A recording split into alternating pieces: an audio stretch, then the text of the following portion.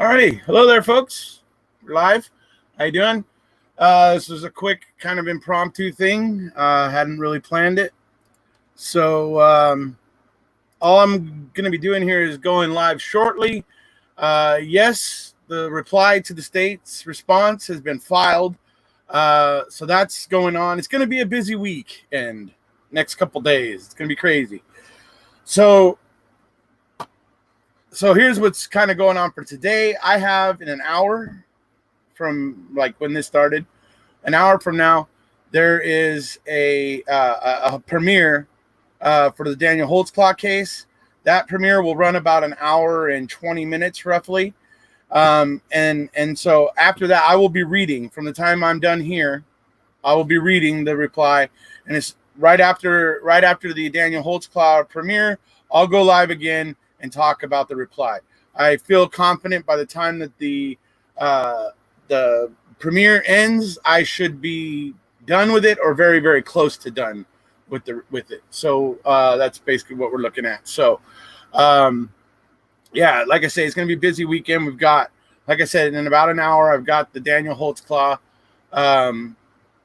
premiere. After that premiere, I will go live tonight after that premiere. So just so you guys know, I'm literally, as soon as I'm done here talking to you guys, I will be reading the reply so that after my premiere, I can go live again and we can talk about Zellner's reply. So that's what I'm trying to do, just so you guys know. Hello, Alice. Hello, Paul. Hello, Darkside. Hello, Kim. So yeah, so that's basically what we're headed towards here. I haven't read it yet. I have read part of it, and I'm gonna go through a little bit of it with you guys here before I check out and start reading. I've read a little bit of it. I figured we'd go a little bit through the table of contents so you guys can see what's in the table of contents, and then I figured I'd read the first couple paragraphs to you because I think the first couple paragraphs were pretty interesting. And then we'll just cover that much of it for now. Talk a little bit about it, and then like I said, I'll get to reading, and then after my premiere, which as I said will end. It starts in about an hour, and then it'll be about an hour and 20 minutes. By the time that premiere is over, I should be done reading. And at that point, I will schedule to go live somewhere within a half an hour, maybe or so, maybe a half an hour, maybe to an hour after the premiere ends. So you can expect me to be going live. I'll probably be in the chat on the premiere. So if you guys are wondering exactly when I'm thinking or where or how far along I am in the reading, ask me during the premiere. And I'll be able to tell you. So let's see. Hello, Cherie. Hello, everyone. Hello. So, all right, yeah. So interesting. And I got to tell you, looking at this thing, it's pretty interesting. So let me go ahead and get the thingy up here. Share screen.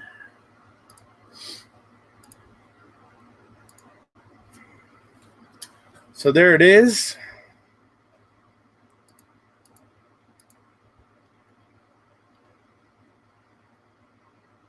Okay, so here you go. Obviously, the cover page, State of Wisconsin versus Steve Mabry.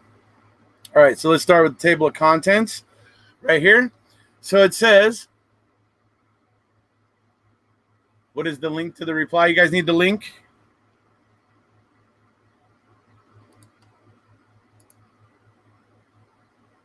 Here you go. This is the link.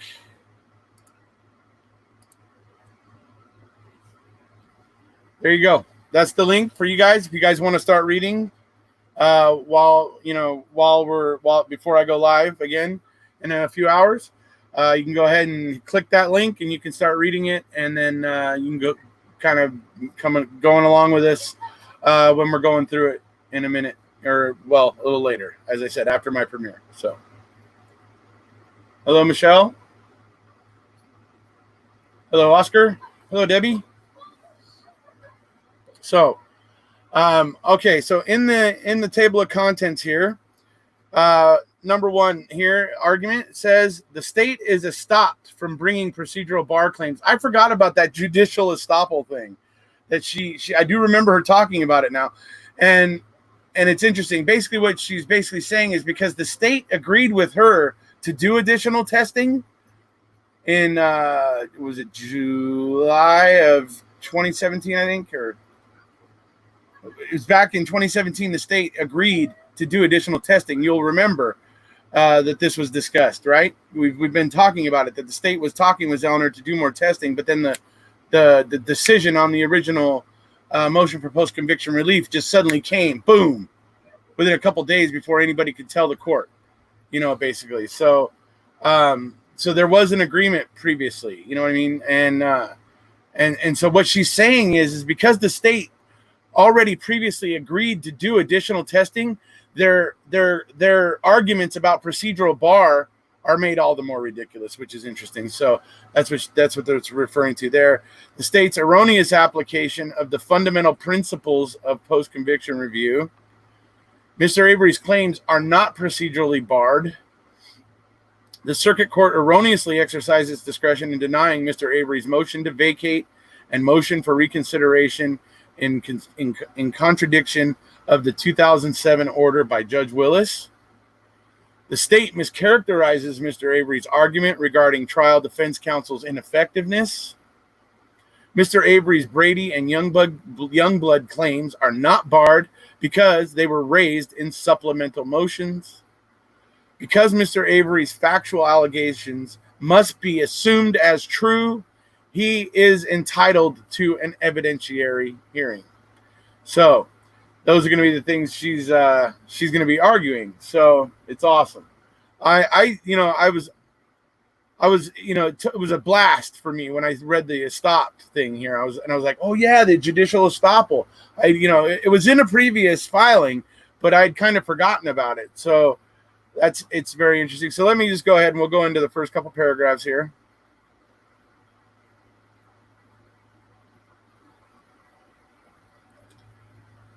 Okay.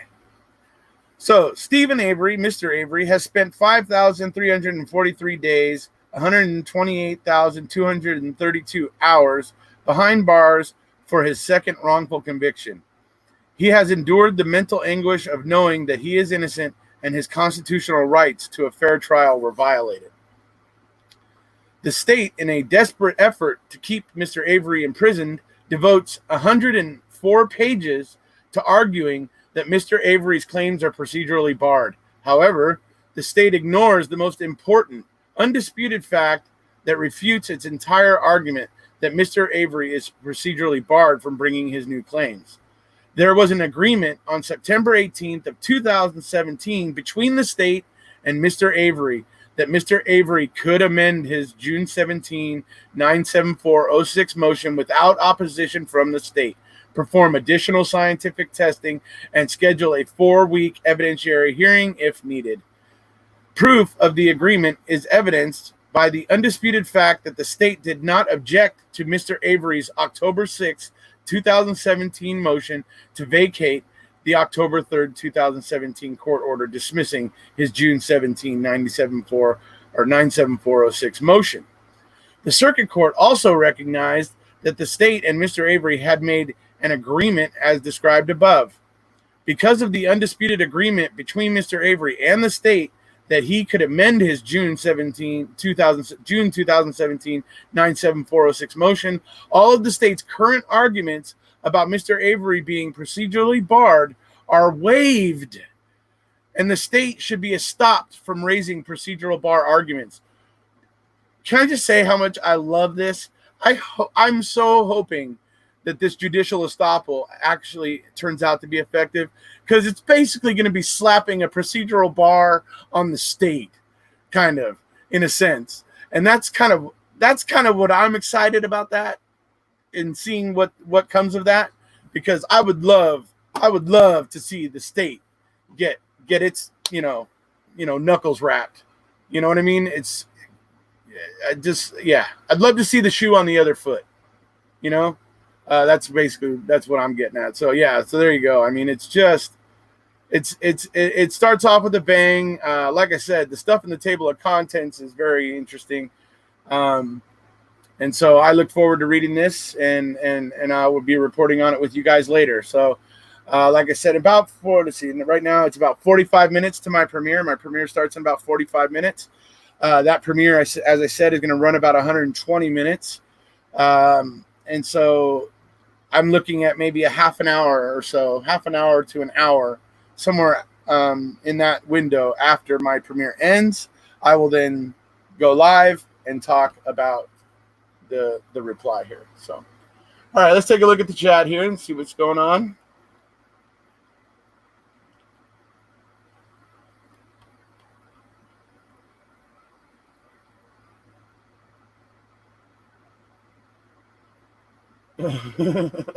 This reply was the greatest slam dunk ever. I love it, Sapper. Hey, I love it, man. You got some positivity today. I like it. I like it. Folks, Sapper has a positive outlook today. That, to me, is fantastic. I love it. All right.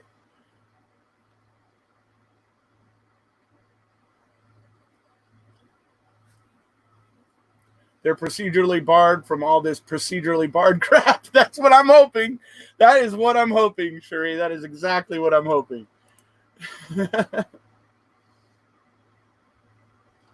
Millbilly will be reading it tonight live. So, if you guys want to go over and check out when he's reading it live.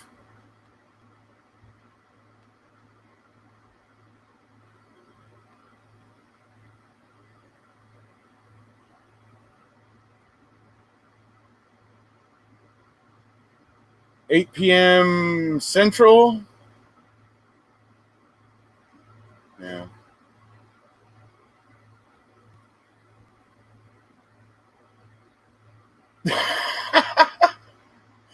You might not be able to join me later, Paul. Oh man,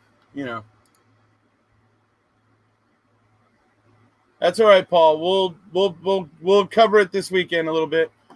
Folks, another reason why this weekend is busy is that Mr. Capaldi and I will be having a chat or an interview with Dr. Richard Leo on Saturday. Some of you know him. He's done a lot of advocacy for Brendan.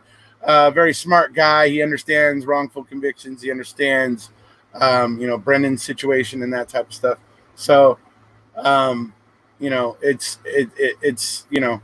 it's going to be interesting to talk to Richard Leo. So that's another thing that Mr. Capaldi and I have coming up this weekend. It's we got a lot going on. Obviously, I have another premiere tomorrow at 4:00 tomorrow. It's part 2 of today's premiere regarding the Daniel Holtzclaw case. It's regarding the 2 accusers by the names of Florine Mathis and Tabitha Barnes.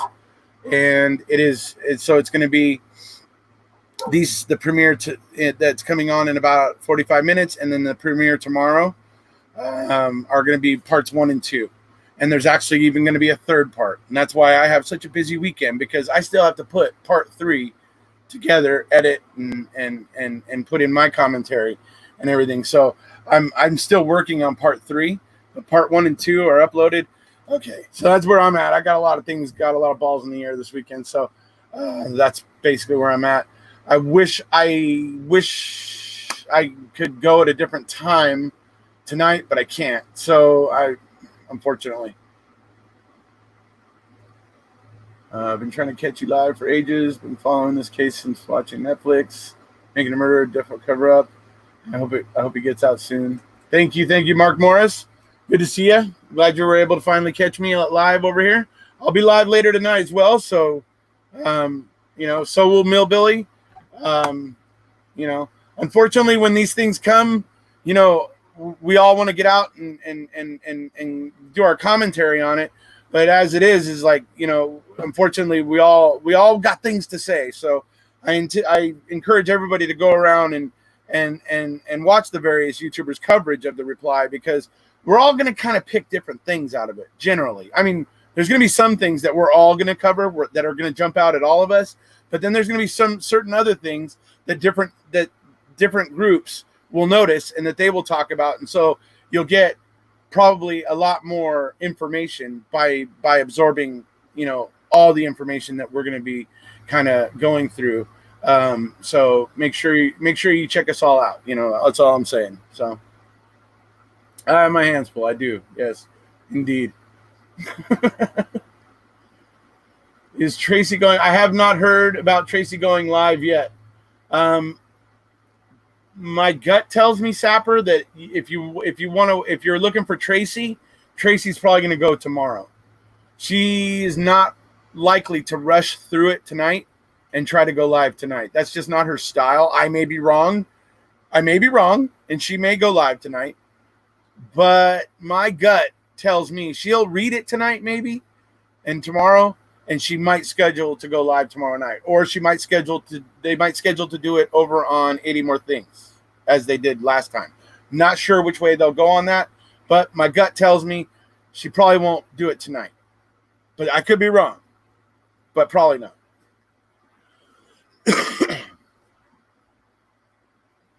I'm glad you guys are excited about Richard Lee. I'm pretty excited to talk to him because, yeah, he's a very knowledgeable guy, and it's going to be very, very interesting to talk to him. Thank you, Mark Morris. Yeah, I figured not tonight for Tracy. So, thank you so much, Kimberly Allen. So that's where that's at. So keep your ears open, Sapper. I mean, Tracy is most likely going to announce something here soon. If I don't know if you follow her page on Facebook, but that's one thing you can do. The Scales of Injustice on Facebook. She always whenever she schedules a YouTube, live or even a premiere, she posts it on the Scales of Injustice. So you would definitely get notice of it there if you're in there. Your gut tells you to drink too much Dr. Pepper. You know what? Where is my Dr. Pepper? Hey, there we go. Let me get some of that.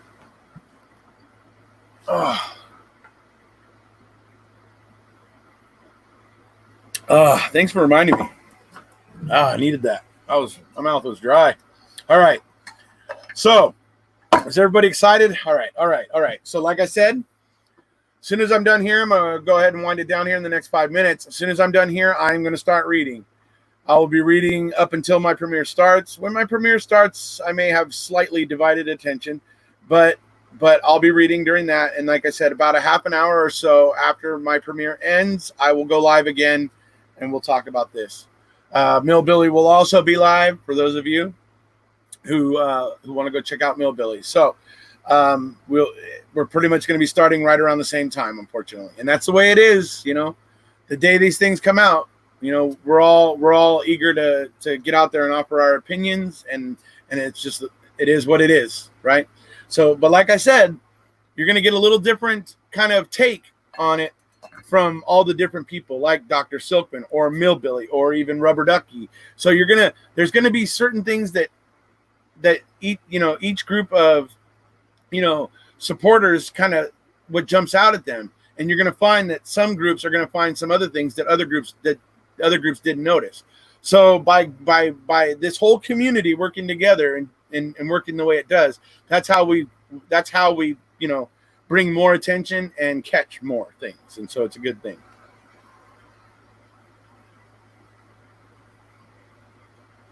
I did cover the table of contents and the first 2 paragraphs of the introduction, Scott. So if you want to check that out, that's what I covered in this video. Like I said, in a few hours, I will be live again. So will Millbilly. So yeah, Kratz is definitely. Well, this thing is pretty spectacular, Scott. You so far, I'm already like really loving it. So far, it's great. And like I said, if this judicial estoppel ends up working the way it's supposed to, and it basically procedurally bars the state from procedurally barring Avery, I mean, oh my God, I think I'm gonna just I won't be able to believe it. It'll just be too good. You know what I mean? But I would love to see the state run into that. I would love it, because this is the problem with post-conviction. This is why it takes 15 to 20 years to get these things straightened out, because the courts are so busy procedurally denying everything, and procedurally barring everything, that it's impossible almost. It's damn near impossible. And so that's why it's good to have pioneers like Kathleen Zellner and other wrongful conviction attorneys out there, like Marty Tankleff, very Drizzen, Nyrider, these attorneys out there that are fighting the good fight. And so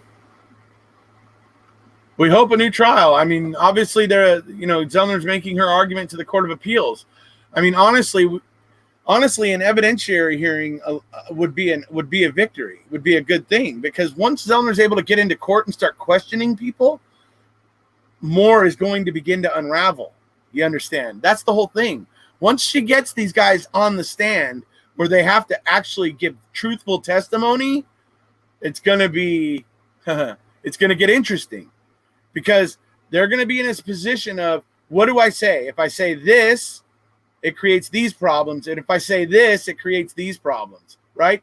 Different sets of problems. But then that's the choice that these agents of the state are going to be making on the stand. And how and what do they say to Zellner's question? So that's why an evidentiary hearing in itself would be a phenomenal thing. So, but hopefully, a new trial. I mean, that's what we're headed for. That's what we're trying to get to, at the very least. Because certainly Stephen Avery never got a fair trial in the first place. That would be a ridiculous idea, honestly, because that trial was a joke. The investigation was a joke. Everything about it is a joke. So go ahead and stop screen sharing that. All right, folks. So you guys,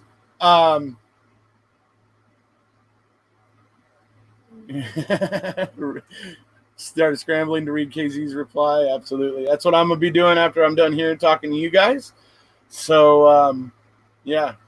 Hey there, T1. What's up, buddy? Good to see you. KZ let the rats come closer to the trap, then snap. Got him.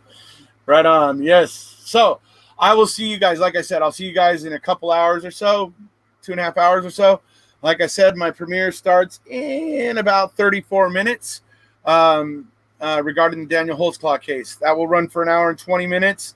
And about a half an hour after the end of that premiere, roughly somewhere around a half an hour after that premiere ends, I will go live again after reading the entire reply. And I will, go ahead and talk with you guys, take questions and answer your questions best I can, and that sort of stuff. So we will see you guys in a couple hours. Look forward to seeing you. If you haven't already, please hit subscribe, and we'll catch you later.